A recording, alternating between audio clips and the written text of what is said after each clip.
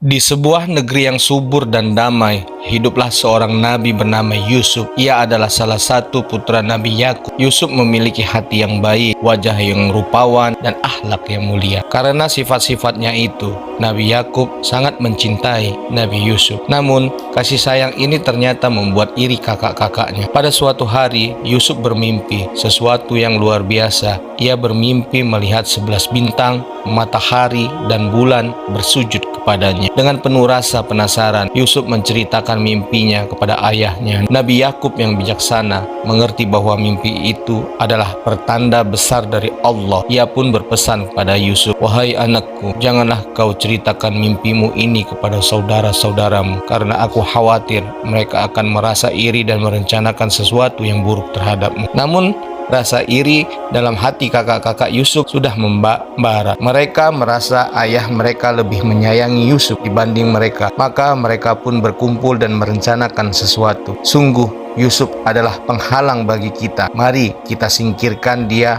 agar perhatian ayah hanya tertuju kepada kita. Ujar salah satu dari mereka. "Aku punya ide," kata yang lain. "Mari kita buang dia ke dalam sumur yang jauh sehingga ia tidak akan kembali jika ada musafir yang lewat. Mungkin mereka akan menemukan dan membawanya pergi." Mereka pun menyusun rencana. Mereka mendatangi ayah mereka dengan berkata, "Ayah, izinkanlah kami membawa Yusuf bermain bersama kami. Kami akan menjaga dengan baik." Nabi Yakub meskipun merasa ragu, akhirnya mengizinkan mereka setelah mereka bersumpah untuk menjaga Yusuf. Ketika mereka sampai di tempat yang jauh, kejahatan di hati mereka mulai terwujud. Mereka melepaskan Yusuf dari pelukan mereka dan membawanya ke sebuah sumur yang gelap dan dalam dengan tanpa belas kasihan. Mereka menurunkan Yusuf ke dalam sumur itu. "Sekarang kita lihat apakah masih mencintai seperti dulu ayah," kata salah satu kakaknya dengan nada sinis. Malam itu, mereka pulang dengan membawa baju Yusuf yang telah dilumuri darah palsu dari seekor kambing. Mereka menangis di hadapan ayah mereka dan berkata, "Ayah,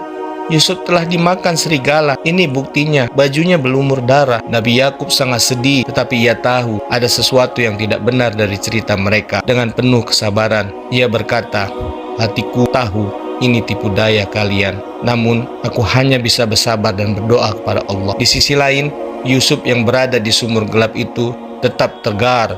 Ia percaya bahwa Allah tidak akan meninggalkannya. Tidak lama kemudian datanglah sekelompok musafir yang menemukan Yusuf. Mereka membawa keluar dari sumur dan menjualnya sebagai budak di Mesir. Namun kisah Yusuf tidak berakhir di situ. Allah memiliki rencana besar untuknya.